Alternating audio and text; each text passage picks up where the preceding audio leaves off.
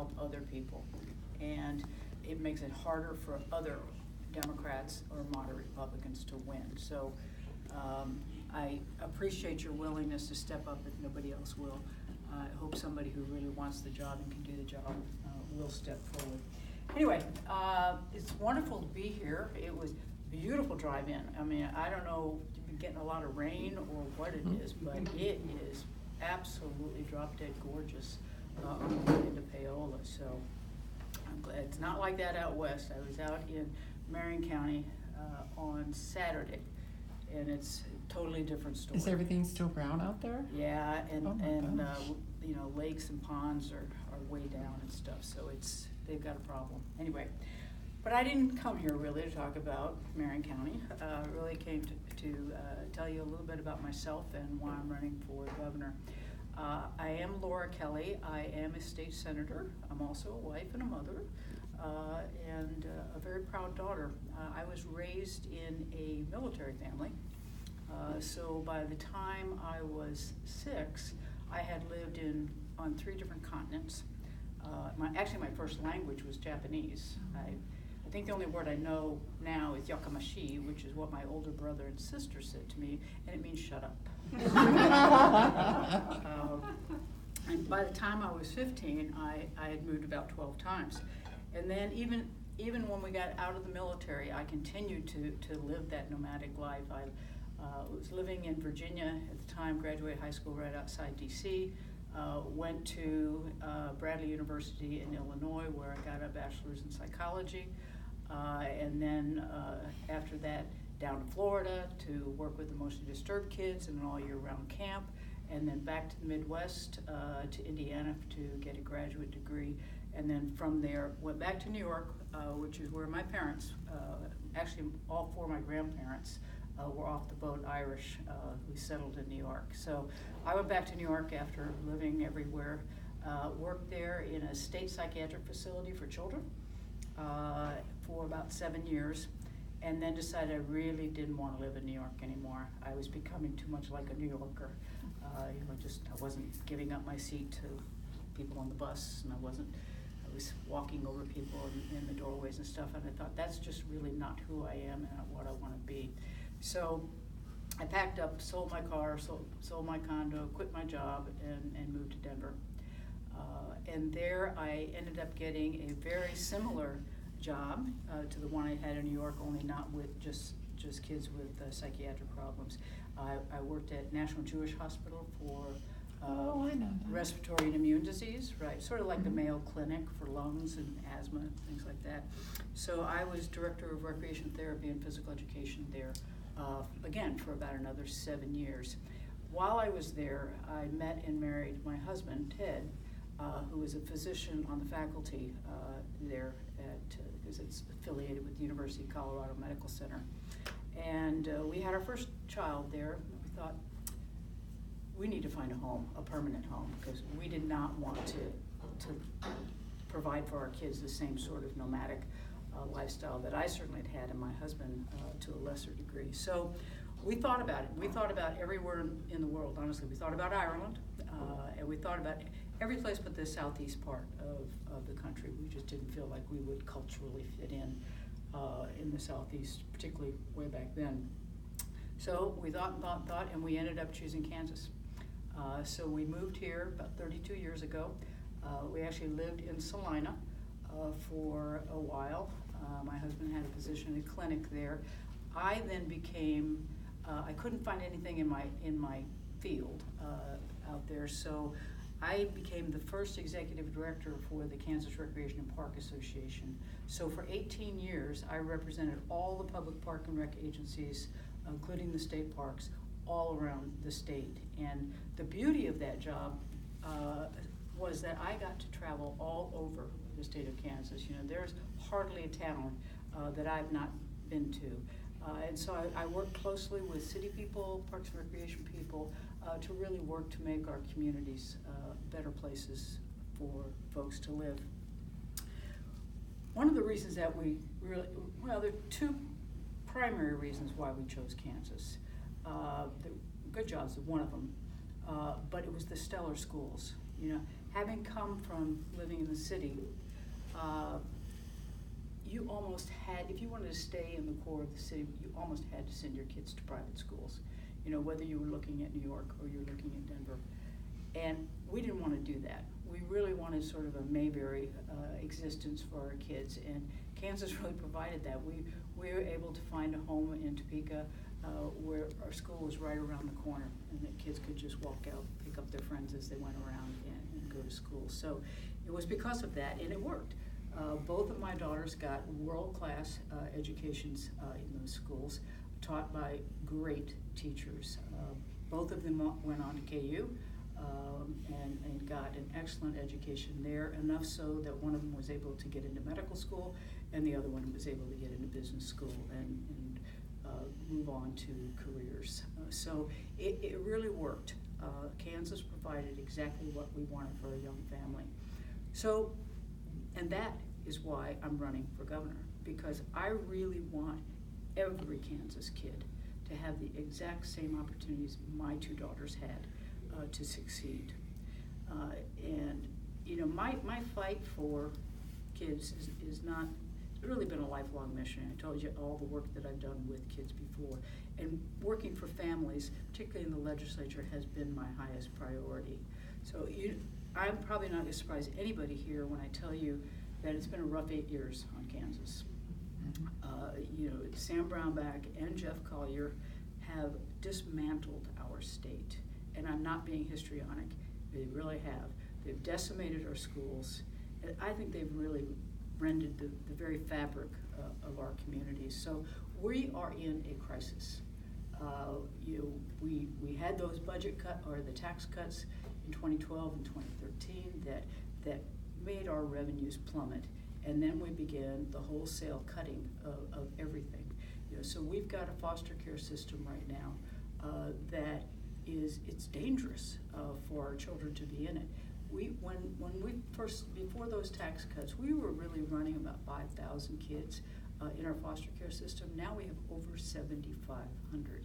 And that's because of the tax cuts, which caused us to lose social workers, both on the front end, where you had family preservation workers keeping kids out of the foster care system, and on the far end, where you had reintegration workers getting families back into either their biological homes or adoptive homes. So I could go on. You've got Osawatomie State Hospital that I'm sure all of you are very familiar with. You know, it's just indicative of what we've done to our mental health system as a whole. You know, that is something else that we used to be a model mental health system for the nation. We are far from that now. You know, we have just again gutted the budgets for those programs, and the services have gone away. So, you know, when I become governor, my plan is to really, one, stabilize the budget. That's first and foremost. We've got to do that. So fortunately, we defeated a tax cut bill. I saw that. I must have been 1 o'clock in the morning when we're doing this, and I'm sitting in the Senate and I'm listening to this conversation about cutting taxes when we, you know, just last year, if you remember, we restored most of the Brownback tax experiment, not all of it, but it was getting us back on the right track, so much so that I really think we can fund our schools. And then late at night or early in the morning, whichever it was, we're sitting there talking about cutting taxes again. I stood up and just said, this is surreal. I cannot believe we are having this conversation. Fortunately, Senate did pass it, not with my vote, but the House killed it. So it won't happen. And that was great, because I was thinking, do I really want to be governor if they cut all these taxes, you know, but how am I going to make this whole thing work? So they did kill it, so we're back on a steady path, and things are getting better financially. They're not back where they need to be, because one of the other things that has been dismantled in the state is all of our economic development programs that were actually working. I mean, we still got pork that we're giving out and probably corporate benefits that are not working, but we did have some things in the state that did work. One, we had a comprehensive transportation program, you know, because not only does that build roads, it also creates jobs. our 10-year comprehensive plan, which we've done for 30 years, every 10 years, was set to create 175,000 jobs. So what do? Because we've got to pay for the tax cuts, we just take all of KDOT's money, so that they've had no money to work with. They have stopped building new projects, and even maintenance. It used to be they touched state highway every 9 years. Now we're up to 50. So that's something that we need to put back in place. It's absolutely imperative. I'm driving by Gardner and Edgerton, and they've got that intermodal. We need that kind of infrastructure in this state in order to attract business. So we've got to start refunding those kinds of infrastructure programs. The other thing that we used to have that was just phenomenal, and I can't take any credit for it because we voted for it in 2004, and I didn't get into the Senate until 2005, but we had something called the Bioscience Authority. The Bioscience Authority was really aimed at starting up tech companies, particularly in the animal and plant sciences. It is the reason that we have NBAF, the National Bioagri Facility, out in Manhattan. If you haven't been to Manhattan lately, you need to go there. It is boomed. That was a multi-billion-dollar project that we stole from New York and brought here. We would never have had that if we did not have the Bioscience Authority. Again, they took it apart. Brown, Back, and Collier took this thing apart because they needed the money to pay for their tax cuts. So it took us, that program took us from nowhere on the radar in the bioscience industries to being the 5th fastest growing state in that industry in just a matter of years.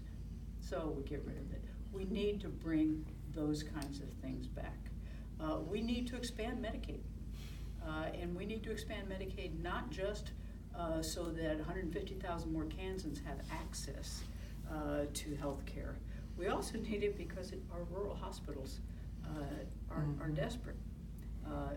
Independence closed, and there are many other hospitals in our rural areas that are on the verge of it if we don't do something. So, and plus the jobs that it creates.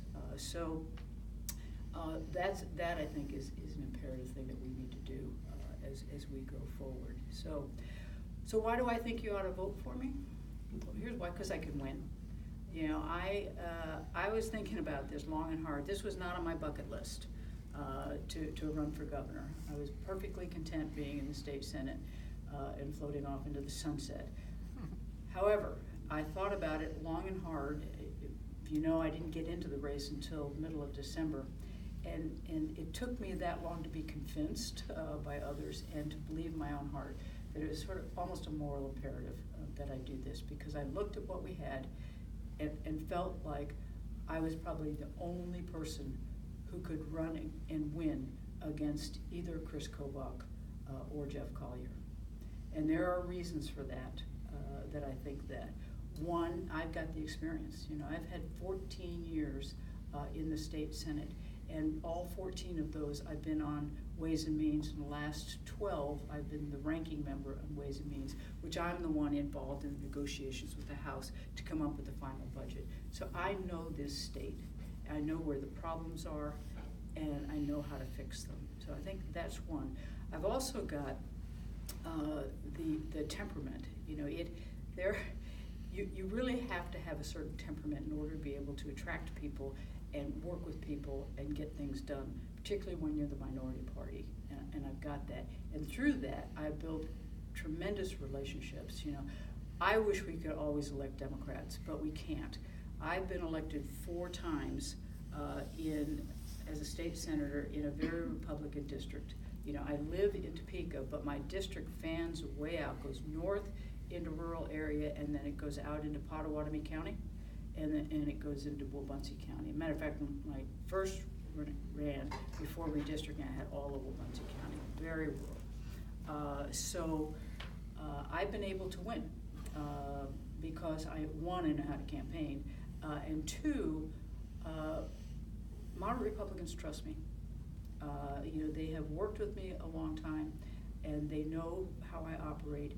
They know, I'm not playing politics. I'm just really trying to work with folks to get things done. So I know that from day one, when I go in there, not only will I have the knowledge, I'll also have the relationships, because being governor is not a one-man band.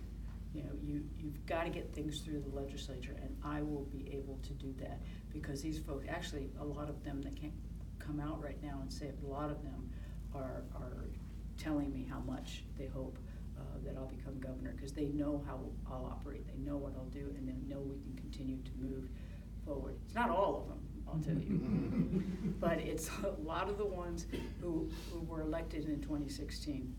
When you remember in 2012, Brownback went after all of our moderates. We ended up with 2 left in the Senate.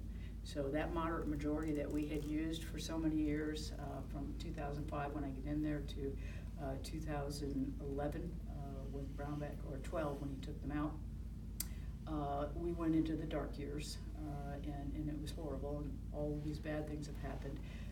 But in 2016, the voters, unlike 2014 when they didn't elect Paul Davis, in 2016 they got it, they'd had it, and they did replace a lot of those folks with either moderate Republicans or 13 new Democrats in the House and 1 in the Senate. So the voters are getting it, they know, and I think even with the moderate Republicans that, particularly if it's Collier or Kobach on the ticket, and I can't see it being anybody else, I think Kobach is likely, the moderate Republicans will come my way.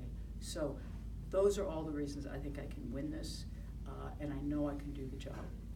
I will be able to attract very bright and very good people to come work in the administration, because there are so many people in Kansas who are just as eager as I am to fix this state. So with that, I think I'll open it up for questions, if anybody has any. What is Greg Orman's candidacy going to do to the whole picture? Annoy me. Okay, I put that in my calculator. I was a math major when I went into college. So, bless you. Okay, in 2014, when Greg Orman was running for U.S. Senate, if you remember, the Democrat dropped off the ticket. So it ended up being Greg Orman against Pat Roberts. And when it was all said and done, Greg Orman got 42% of the vote, which is not much beyond what you would expect even a Democrat to get in a race like that. You look at those 42%, 25% of those were Democrats. We didn't have anybody else to vote for, so we voted for Greg Orman. I even helped him on his campaign. If you look at the moderate Republicans, they didn't have anybody to vote for either. They had Pat Roberts. So they voted for Greg Orman. If I'm on the ticket, the Democrats will have somebody and the moderate Republicans will have somebody. And with that combination, we can create that majority again that can take me over the finish line. And the independents. And the independents, yeah. Independents are really, they really have a party. I mean, they're not independent in the way a candidate is an independent. Most people who register as independents do that for a whole host of reasons. I was an independent for a long time. I didn't actually become a Democrat until 1992 when I was watching the national conventions. And I don't know if any of you remember this, but on the Democrat side, Barbara Jordan, the congresswoman from Texas, was speaking with that voice of God that she had. And she was speaking just about social justice primarily, and I really liked it. It just felt right. She was saying everything that I believe. And then I turn over and I watch the Republican convention, and who's their keynote speaker? But Pat Buchanan, who sort of held the culture wars like this and lit a match in his speech. And I said, okay, that's done. I can't sit on the fence anymore.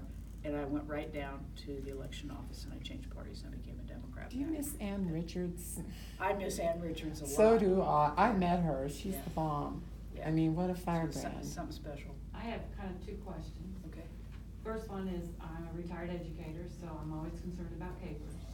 So if, you know, Molly Baumgartner is my senator, I live in Spring Hill, and she assured me that capers was going to be started to be repaid when revenues came in, so I don't know if that's happened yet. And then the other thing, since I'm on the Johnson County side, I'm hearing some, in the Democratic Party, some dissatisfaction with some of our moderate Republicans. So, Okay. you know, that rumbling is occurring, that even our moderate Republicans are not helping us. Well, let me go to the capers question first. You know that we, one, haven't been making the employer share payments fully, but we, God forbid, we let the employees not pay their full share. So we have been doing that, and though we had gotten better about that, but then with the tax cuts, we had to go find more money. So it wasn't that we took money out of capers, it's just that we didn't put it in. So I think right now we owe capers $194 million. Right? Now, for those of you who are capers folks, don't worry, it'll be fine. You know, it's not going to collapse tomorrow, and you're not going to get your checks. You will, but we just can't keep going that way. And so we did in this year's budget. What we did is we repaid $82 million of it, just flat out, and then depending upon if we continue to beat the numbers on our consensus revenue estimates, we will take some of that up to $56 million in 2019 and another $56 million in 2020, and that pays that debt. So we should have that taken care of, and I hope that we can do that. Plus interest? Yeah, Yeah, I was actually, wondering about that's that. one of the reasons that we're doing it this way, because we owe other money. We took $317 million out of the Pool Money Investment Board, and we're paying that back over 6 years, but that's a no interest loan. But with capers, it was 8%, you know, which is, it's actually even a little more than capers calculates now. I think they used to calculate 8% as the average return on investments. Now I think it's down to 7.75. But when we borrowed it, we put it in 8%, so it'll be good. And then your other. Well, just the moderate Republicans. Moderate Republicans. Sometimes we can depend on them, sometimes we can't. I mean, you know, it's just out there and it's a rumbling. They have, on school issues, they have been fantastic, you know, completely. And that's always my criteria for whether or not I'm gonna, you know, whether somebody's moderate, where are they in schools? Because that's the most important thing we've got. So the moderates have been very good on schools, almost across the board. Where they've started to screw up a little bit, this past week, for instance, I know we had the faith-based adoption bill, which is really an adoption discrimination bill. And there were some of the moderates who stayed faithful, but there were some who voted for that, which is why it passed. And then the other thing we had was the income tax cut, which would have been a disaster. Just a few, not many. Most of them stayed home with us, so it was okay. You have moderates. You know, the other place we have a problem sometimes with them is on labor issues. You know, that sometimes pulls them home, but I would say generally that most of them are pretty common sense and in the middle and vote the right way. You had your hand up first. Yes, as governor, what actions will you take to fix the budget? Well, I'll do some of the things I've already talked about. I came a little late, so I do apologize. Pardon? Okay, yeah. I will start reinvesting in the things that make money for the state of Kansas. You know, we have got to, in order to increase, you know, our revenues. The way that you do that is by building your job base and building, you know, spreading out your tax sources. So that's really what we need to do. And I think not only because I'll look at ways to, we set up a transportation task force this year that will be looking over the summer and into the fall about ways we can do another 10-year plan and ways that we can fund that. I think that's essential to do that. It means a whole lot to our communities, and it'll mean a lot to our economy. I will look at things like reinstating something along the lines of the Kansas Bioscience Authority. I think we need to look at new industry here. You know, we need to spread out our revenue sources, and we need to do that by growing jobs that will attract the best and the brightest, or keep our best and the brightest here with good paying jobs. So I think that's essential that we do that. I also believe fully that investing in our schools will make a huge difference in our economy. That's why people come to Kansas. That's why they live on the Kansas side, not the Missouri side or the Oklahoma side or the Nebraska side. They live in Kansas because of our schools. So that will be probably my number one focus, is to look at ways of investing in education. And I will start with early childhood education. I have always been a big proponent of early childhood. Matter of fact, I'm the one who got the money initially for the early childhood block grant, which we started sometime in the mid 2000s. And then just recently I was able to get more funding in for Tiny K and our pre-K program. So I will look at that, because I think we get the best bang for our bucks if we invest early in our children so that they're ready. There are some model programs around the state of Kansas. There's one in Wichita that I'm particularly fond of, called the TOPS program, which is a public-private partnership. There's a businessman down in Wichita who believes heavily in this and has set up this incredible wraparound program where prenatally families get enrolled in this, and then they take the kid till kindergarten and the family. So I want to look at things like that and see if we can replicate those kinds of programs around so that we have more kids ready to go when they get into kindergarten to succeed. And then I'll take that straight through, obviously K-12, but then career and tech ed, I think is really important. A lot of our employers are having trouble finding workers. You know, we've got a pretty low unemployment rate. That's for a variety of reasons. We're also losing people in the state of Kansas, but you know, we need to have a really robust career and tech ed program that allows our colleges and schools to train on a dime, you know, so that they can provide the kind of workforce that our companies need. That will attract business if we've got that kind of workforce and that kind of training. And then obviously our Regents institutions, we've got to do something with that. You know, we're having very hard time attracting good faculty who bring in research dollars, which boost our economy because of all the cuts that we've made, including higher education. But I think even more than that, it's difficult to get people to want to come to Kansas when we're the butt of late night comedy shows. And so in addition to doing all of those other things, I want to use the governor's office as a way to change people's perception of Kansas and make Kansas cool again as a place to come and bring your families, raise your family. If I may. Yeah, we'll get you. You're next. I'm sorry. That's okay, No, Don. go ahead. Don, go ahead. Because Osawatomie State Hospital, probably about 8 miles from here. Yep, been there And many we times. just opened, well, 2 months ago, Secretary Kent was here talking about building a private hospital and privatizing the services. We just opened a new jail a couple months ago, and it was supposed to be open with about 20 years of growth room and some income potential of selling beds to other counties. It's basically full at opening, mostly because of the people that can't go to psychiatric hospitals, i.e. Osawatomie. What would you do about that? And you are not alone. I mean, Douglas County is looking at the same thing right now. They got a bond issue to expand their jail, and it's primarily for mental health. And so, and I know Shawnee County, same thing. We've got, you know, you talk to any county corrections person, and they would tell you that the jails are just full. You know, that sometimes up to half of the folks who are in the jail really belong someplace else. So that. We have actually, in this budget, put some money into enhance our crisis centers. Just right now, just in 3 areas.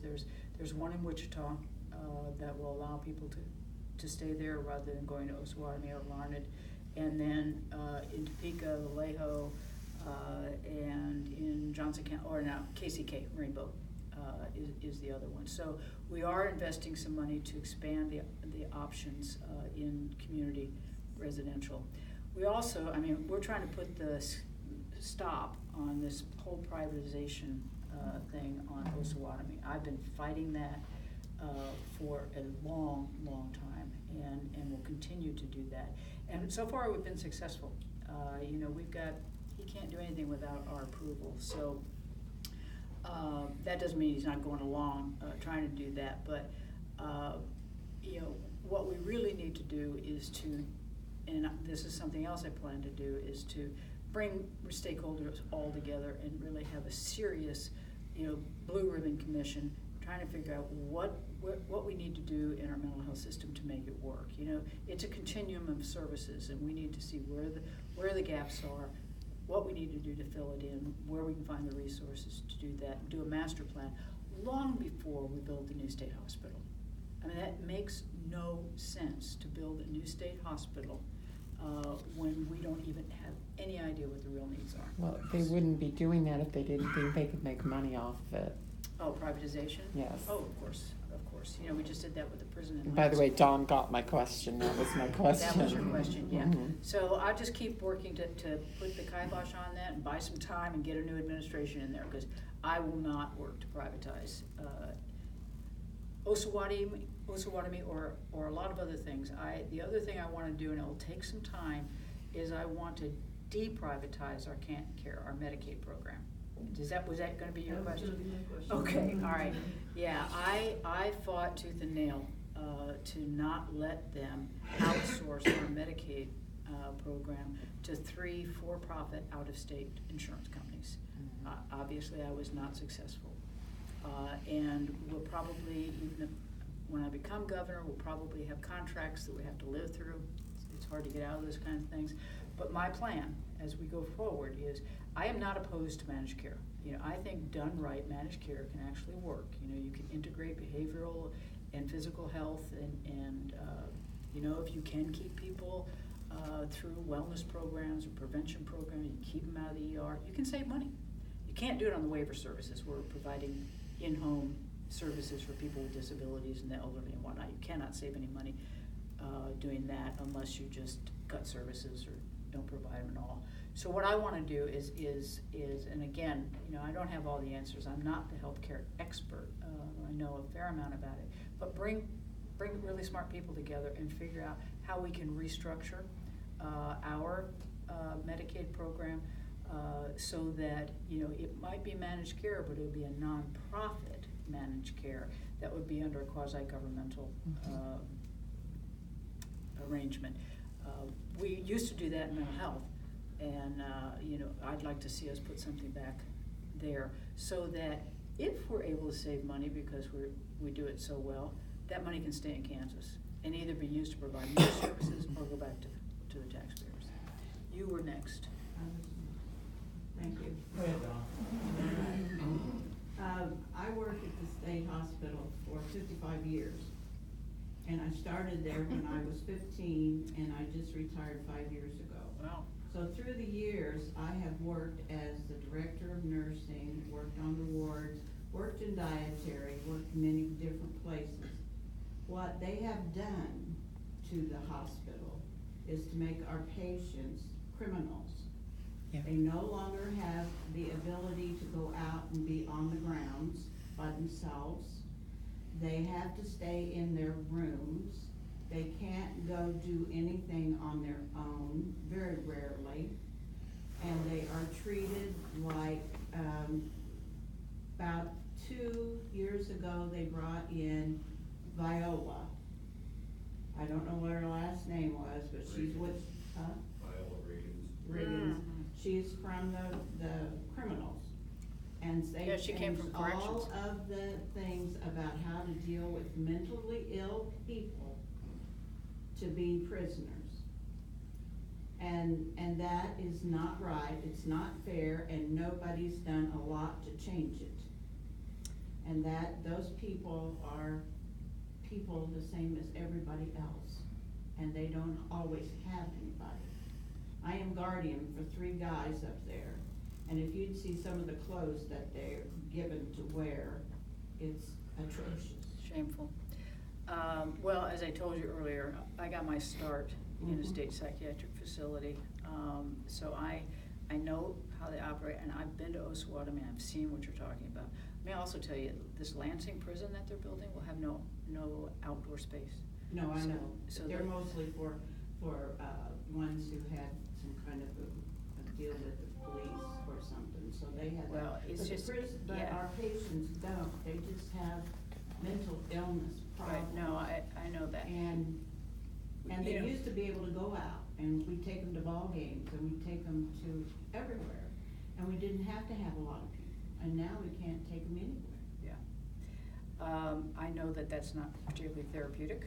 Absolutely and not. so, you know, and I also know, I mean, I'm sure you all read, I didn't realize that institutional licenses for psychiatrists, that's what they have, primarily at Osawatomie and Larned.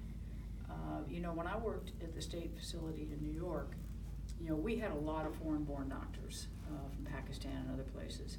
So I always thought that that's what an institutional license was, that, you know, you had a doctor, psychiatrist, but they were on a waiver.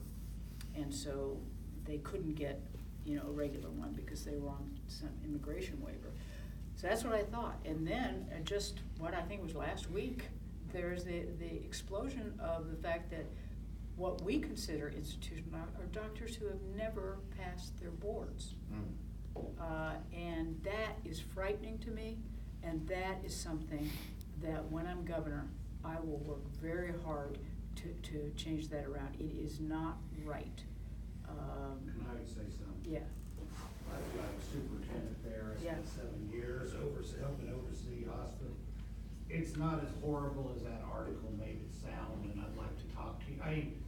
There's oversight over them, and a lot of it is a language issue, but you. Yeah, but need- Don, for the doctors they that- should and have yes. passed their medical boards.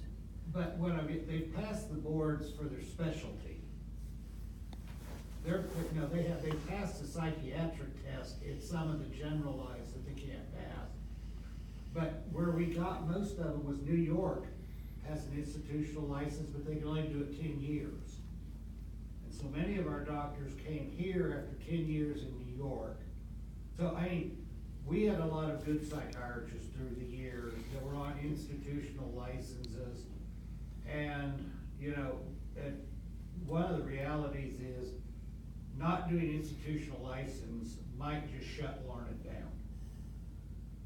I Yeah. will look closely. I would Yeah, honestly not I'm wanna just do saying, that, it's not as but- horrible as that article made Right. it sound. Yeah, it did make it sound pretty horrible.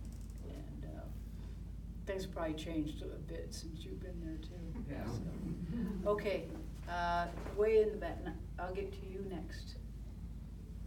Yes. Okay, going back to CAD care, I think if legislators knew what it's like to qualify and requalify and requalify, if they've been to any of the meetings of the CAD care, you know, where it's, shall we, continue with CAD care, they would not do it because, okay, I'm a social worker, I'm also a member of a board that's for disabled people. Okay. I'm also the daughter of a mother in a nursing home on Medicaid.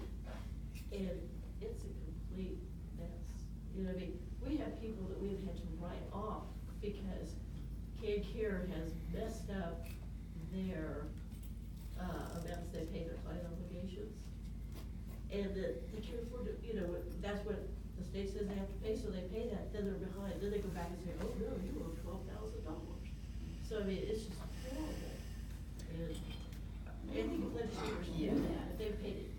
What actually we finally do, you know, when Can Care first started, we have a Can Care Oversight Committee, and I serve on that because in addition to being ranking on the Budget Committee, I'm also ranking on the Health Committee. And so I serve on that Oversight Committee, and for 4 years, it was a cheerleader committee for the insurance companies. You know, they no questions asked, just do what you want, and so be it. And so everything fell into disarray. I mean, we had a lot of reimbursement issues. Providers were eating it for a very long time or forever. Eligibility issues were horrible. We had 17,000 people, I think, on a backlog, waiting to be determined eligible or not. So things have changed a little bit. You know, we now have a good, solid, moderate, no holds barred, as chair of health, and and a totally different makeup of the oversight committee. So we have started to dig into a lot of those kinds of things, and we actually have them now. You know, they had sort of farmed out our eligibility system, and so and there was no oversight on them too. So the contractor wasn't meeting deliverables and creating those waiting lists and whatever else, and doing stupid things like making somebody in a nursing home fully reapply every year. I mean, Or just every 2 or 3 months. just dumb.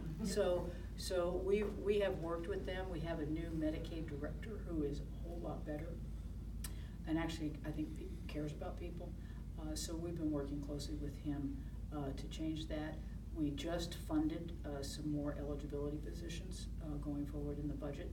So we'll have more people there who will actually be able to provide and navigate. The biggest problem we have is really with our nursing homes. I mean, we've got problems everywhere else, but nursing homes are where we have the biggest problem.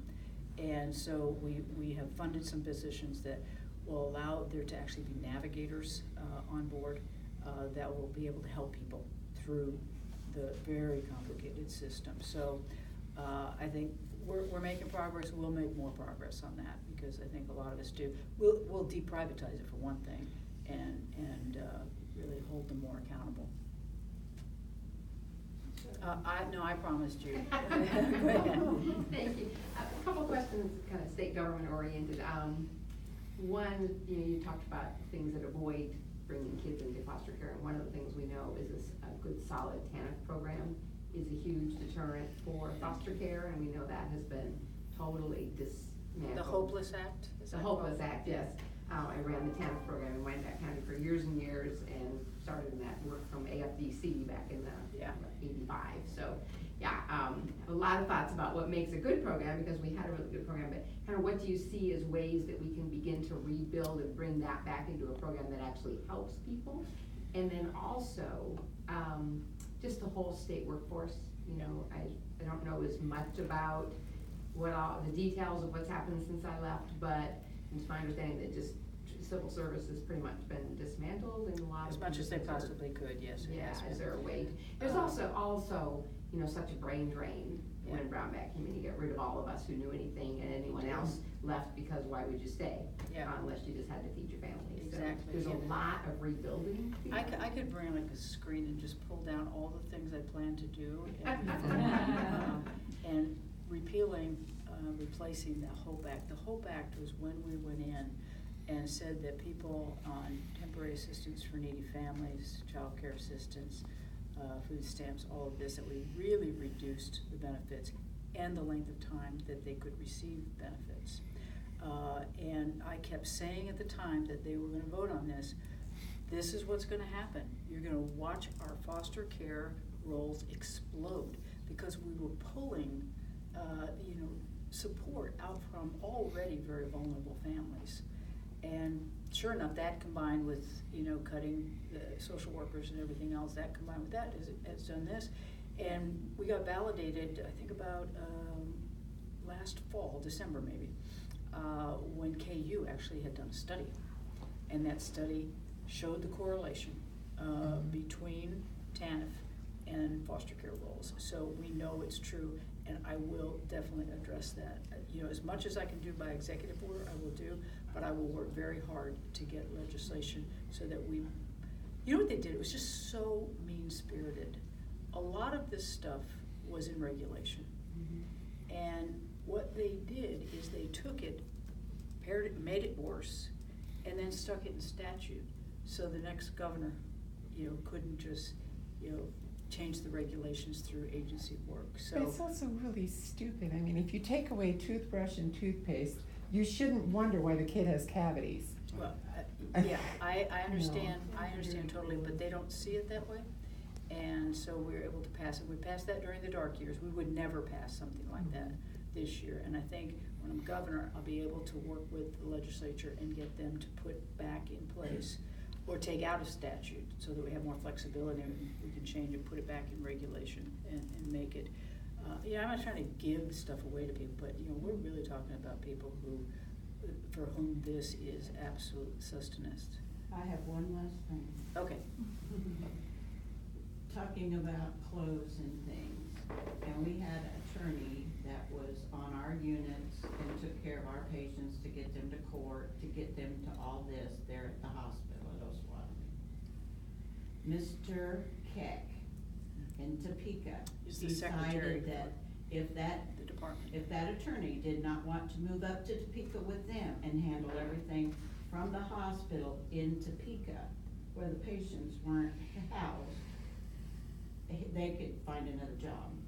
So he got rid of our attorney down there that took care of our patients forever, brought them to Paola for court, but it had to come from Topeka for Keck to approve and say yes. And all of his workers are up there, and none of them come down there too much to find out what we're doing. They did the same thing with the Human Resource Department at the state hospital. So, yeah, they centralized, and, they just wanted a lot of control. They wanted to know what was going on. He has it now. There's nobody much Yeah. at Osawatomie that's in control.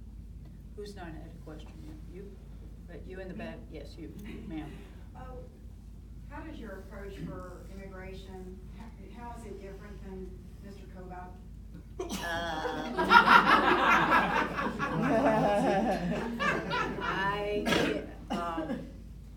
What can I say? Growing up in the military is really a great thing in terms of diversity. I lived with all different kinds of people, all different colors, all different nationalities. I just thought that's the way the world worked. So this discriminating against anyone, for their national status or their gender or their sexual orientation or any of those kind of things is just not part of my vernacular. Not how I think at all. So I think, and particularly in Kansas, if we really look at it, I'm not into a bunch of illegal people coming in and living in our state. But I do think, and this is something Congress has to do, is we need to come up with a comprehensive immigration reform, and we have to set up worker programs that work for our businesses. The economy in Southwest Kansas would collapse if you did not have immigrant labor. Absolutely, and there are some, a lot closer to home with the same thing, Emporia, for instance. So it doesn't make any economic sense to do what they're doing, do what he's proposing. I would be nowhere near that. I'd be working with business, trying to figure out ways we could, make this so that, folks are here legally on a worker permit. I'd work with the delegation. I'd push our congressional delegation to get on with it, because we've been talking about this for 20 years. It just needs to get done so that we stop having these fights over this, because it's divisive with the people, and it's really not good for our economy, not to mention those individual families. So, totally different.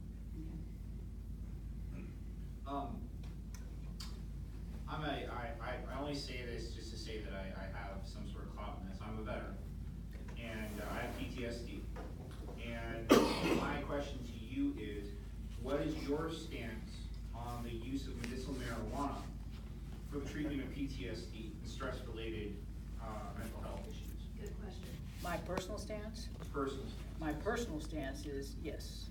I do believe that physicians should be allowed to prescribe it for appropriate uses. I do believe that. Now, we live in Kansas, and we have been talking about marijuana and marijuana-related things for a number of years now. About 2 years ago, I believe, there was a representative who had a bill, it was a great bill, that would have allowed for cannabinoid oils to be used, which help kids who have really serious, frequent, all the time seizures, and it's known to work. We've had families leave Kansas and go to Colorado because they can get it there for their child. So I voted for that. It didn't get through. You know, this year we passed, and I know it's not even marijuana, but you talk about industrial hemp, and they freak out. Okay, right? And so we did pass that. As a crop? Huh? As a crop. Yeah, that's all I'm talking about. So we did pass that, and I think K-State's starting up some program Yes, that's right. to train folks how to grow that. So I think, you know, we can take baby steps. You know, if my very first vote in the, when I got in the Senate was on whether or not we should put a ban on gay marriage in the Constitution. That was my very first vote. I voted no, we should not do that. Of course, it passed, and then it went on the ballot, and 75% of Kansans voted to constitutionally ban gay marriage. Now, things are really changed. You look, and a majority believe that gay marriage is fine. I think it's gonna be sort of the same thing with marijuana, that we will take baby steps. So I'm hoping we can get the cannabinoid oils, and then start the discussion about medical marijuana, and then see where we wanna go from there. But no, I'm with you. I think we need to work on it. Huh? I think we need to work on it, not just think about it, but work on it. Well, I mean, work on it, but you know, Yeah. the legislative process is a convoluted one, and you've got 165 people. Yeah, I mean, I can use the governor's office to push things, and you know, the good news is, with somebody like me, I won't veto those bills. You know, if we can get the legislature to pass it, I'm not gonna veto that. And I think that's important, because we did actually vote to expand Medicaid. Right. And Brownback vetoed that. Collier would have vetoed that. And hemp may replace the soybean. You think that tariff might have some impact on soybean production? Yeah. I know it did, if it's actually in effect. I would, if I may, I would like to continue to address his question, expand on this. You know what just happened next door. John Boehner started this, and now all of Missouri just flipped over.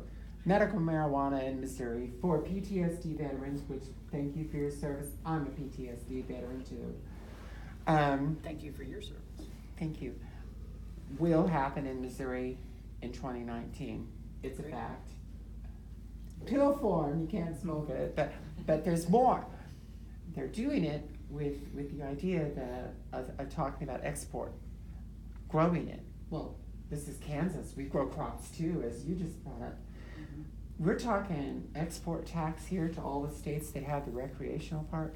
We're looking at 8 or 9 zeros. You can tell I'm from Colorado. That's a lot of zeros. That is in the hundreds of millions, possibly the billions of dollars. We also need. And Missouri's gonna beat us to it. By the way, for the record, Colorado sucks at growing that stuff if they don't have the land for it. But Missouri, Kansas, Arkansas, Oklahoma, they do. And I mean, you're talking about all these lovely things you wanna do. Wouldn't it be awesome to have an extra couple of $100 million laying around You betcha. to do it with? You know, We need that's, some senators and Yeah, you guys need to legislatures elect me to- somebody different. You know, if I could get back to you know what would be very helpful? If the veterans organizations would start lobbying us. You guys have incredible influence over the I'm legislature. an outlier. I said, I'm an outlier. What is I that? don't really, when I speak to the veterans organizations, I mean, I'm relatively new to Kansas anyways. Okay. So when I try to ingratiate myself, they just say, oh, he's from Texas, he doesn't know what he's talking about. But, it's hard to find veterans on the same side of the coin who can agree on anything. And I'm talking about young veterans, men and women my age. It's so polarized right now, and unfortunately, it's a case-by-case basis concerning the swaying of those individuals. We don't have to agree on politics, but I feel like this is something we can all agree on. Okay. So it's a lot more than just having them lobby for something like that. You have to get them to agree in the first place. Now you know my problem. Also, we need to work on the federal to decriminalize Obama sort of let it all go when Colorado was doing what they were doing in other states, Washington, I think, and so, you know, now though they're enforcing more and it's a problem, so, yeah, we've got a lot of work to do, and we really do need, I mean, one thing that we've not had in the governor's office over the last 8 years is anybody who will put any pressure on our congressional delegation to do things that Kansans want and need. You know, look at the tariff stuff, you know, the governor's been silent, as far as I can tell on that. That's ridiculous, it's very harmful, potentially, we know it's not in effect yet, but it's potentially very harmful, for Kansas, to have some of those policies go into effect. So that's, the governor should be on a plane going out there and getting in their face, and I will. I try to run the time. Oh, okay. Anyway, I thought, could you finish up, but one question I'd like to ask you is, once you win the primary, I'm assuming you're gonna run against either Kobach or Collier. I am too. How can you beat them? Or how will you beat them? Could you answer that question? She'll let you do it. Yeah, I was gonna say, you know, the exact same way I've won 4 times in a very Republican district. You know, I really do know how to campaign. I know how to message these things, and I know how to get moderate Republican and independent support. It's just not an issue. And I'd be going into the general with that, with either Kobach or Collier, because, you know, if you remember in 2014, you had, you know, the mainstream coalition and the traditional Republicans for Davis and all those kinds of things. Those groups will all come back. And, you know, and we learned some things in 2014.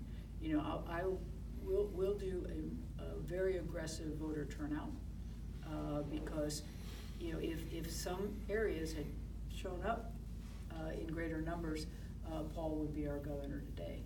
And so we know we need to do that. We know we need to get Democrats out to vote. And I think there's a lot of motivation. I can tell you, I've been to a lot of these forums, and the crowds are very impressive. I mean, Don, look at this. This is very impressive.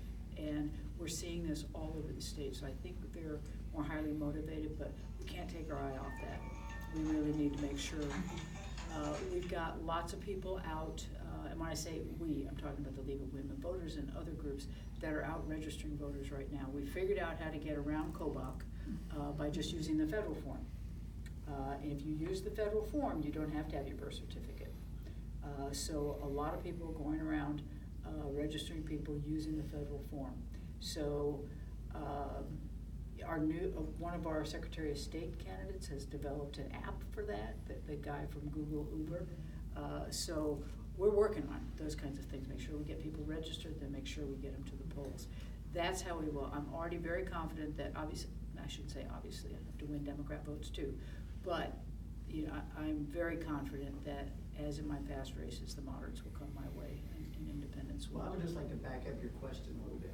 We've got a primary, Democratic primary. You've got Josh, who claims he can win because he's a farmer. He can, you know, win the vote out west, which doesn't happen. You got Jim, who's minority leader in the House, who's got a wide area and has been there for a while. Why do you have an advantage over those guys? Why should we vote for you instead of one of those other 2 guys? Well, one thing I haven't mentioned, but it's not lost on me, it's probably not lost on you, is that I am the only woman running for governor. And while I don't think people should vote for me just because of my gender, the fact of the matter is, particularly in a Democrat primary, the split in voters is 60% women, 40% men. So that's an advantage that I have. I also think that, as I said before, I really do have the experience and the relationships and the temperament to appeal broadly to people. And I think Democrats desperately want a Democrat in the governor's office, as we should. And I have utmost respect for both Josh and Jim and Carl Brewer from Wichita, but I don't think they have the same appeal, particularly across the aisle, that I do.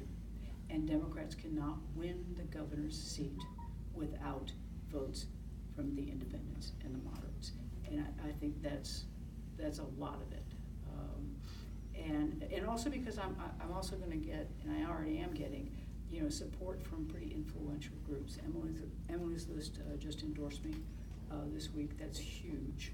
And I've got former Governor Sebelius has endorsed me. I think that's also very significant. I think she's still very influential in Democrat politics in this state. So I just think I've got place. I'm not flashy.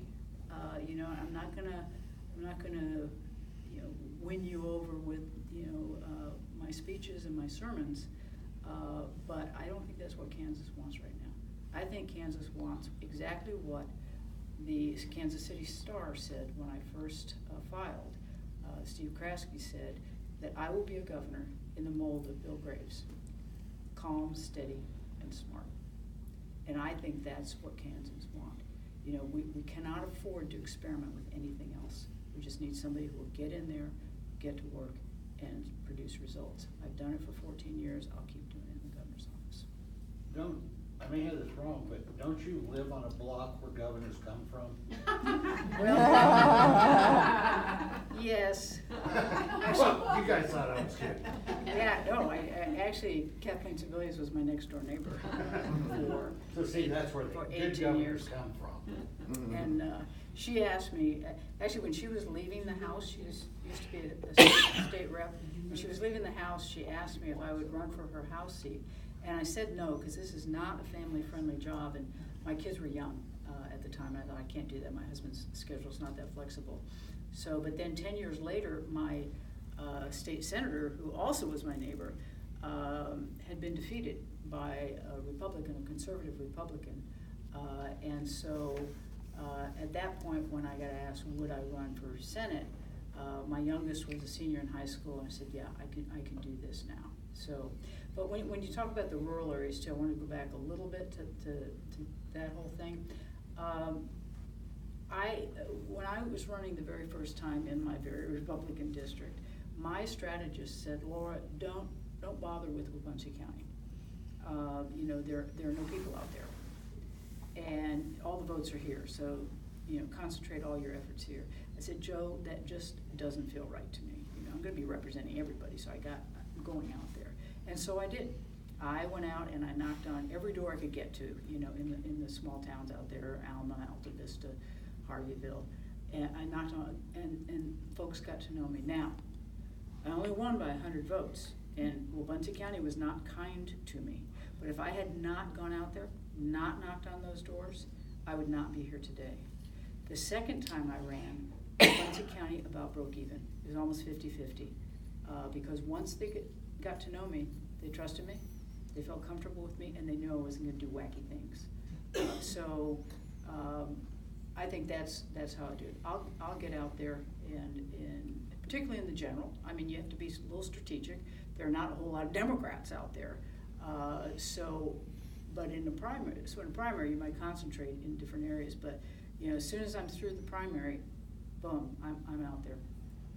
Well, can I make a comment for you, just for your own heart? Yeah.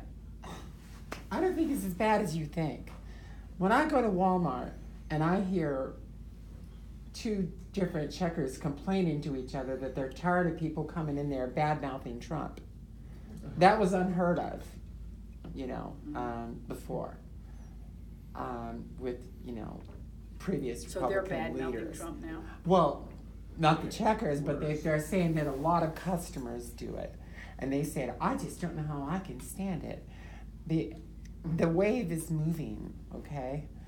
And if you or Carl or Jim or whoever gets it, it's yours to lose. I really believe that. I don't think even Kobach can take on this wave the way that it is if you guys can tap into that. It's out there. Okay, maybe there aren't that many card-carrying Democrats, but the mood is still there. I would agree with you to a point. I mean, Trump's favorability ratings in Kansas have gone down, but they're still right around 50%. And yeah, it's amazing, but that's just the reality that we have. to deal with. So I do hear what you're saying, and I appreciate that, and I know, I think this is a wave year. I think it's a blue wave year. I'm particularly hoping that it moves down into the House. 'Cause I agree with you. I'm not sure I agree that anybody who came out of the primary could beat him, but I know that I can. And what I need then is a bunch more Democrats in the House. It would make it a whole lot easier to get things done if we've got that. We only have one open Senate seat, or one Senate race this time around. The state treasurer was the senator from Crawford County, and so the person who was appointed by precinct people has to run again. And so we're trying to find a good Democrat to run there. That would be very helpful, because that would increase the number of seats we have in committees. If we can just get to 10, we have 9 Democrats in the Senate right now. 10 gives us another seat on every committee, which is huge. So we'll work on it. And that's the other thing I want to do as governor, quite honestly, is use that position to build the party, to build a bench, so that we have young people coming up through the ranks, running for school board, running for city council, and coming up through the ranks, so that when it comes time, for us to have candidates for statewide office, we've got a bench to choose from. Because right now we're thin, very thin. One last question, last time you hear from me. Well, there's a question and a follow-up. The question is, what are your views on a woman's right to choose? Good question. It's an excellent question. I have always believed in a woman's right to reproductive rights and any other kind of right, right to equal wage, and support in the workforce.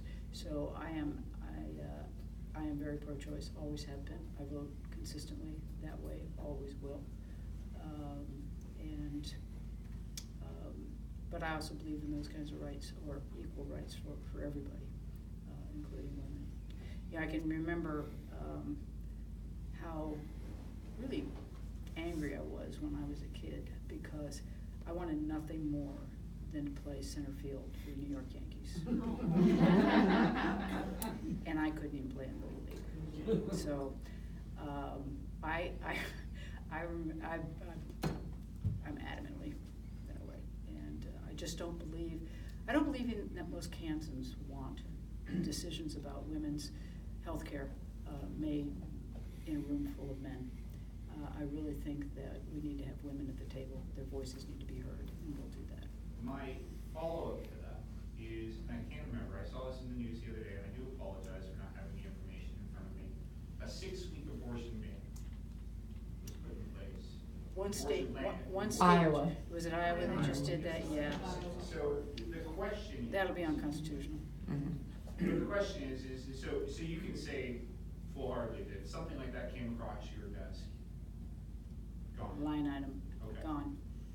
No, first of all, I'm not real enthusiastic about unconstitutional laws. So, it'll be that and other things, but we know that is unconstitutional. And so, that would be a very easy one to just line item veto. Thank you. I think you make your final statement.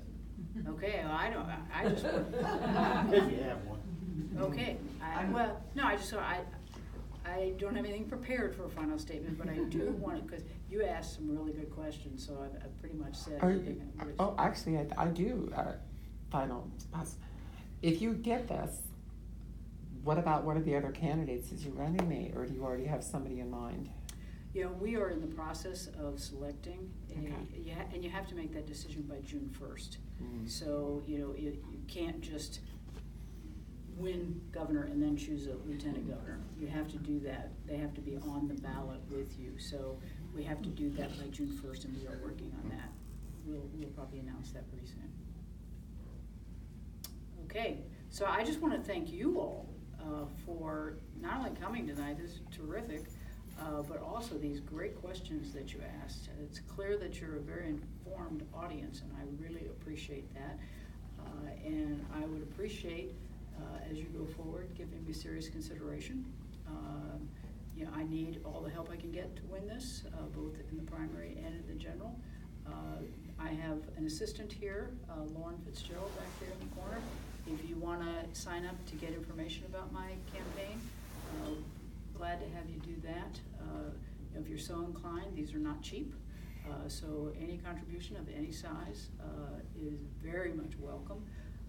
It's going to take support from a lot of people to get this campaign across the finish line. But I hope you work on my behalf, registering voters, going door to door, all of those kinds of things. But even more, I hope you do that on behalf of, if it's Lacey or somebody else who's running for the House, that you put your full support and efforts behind them.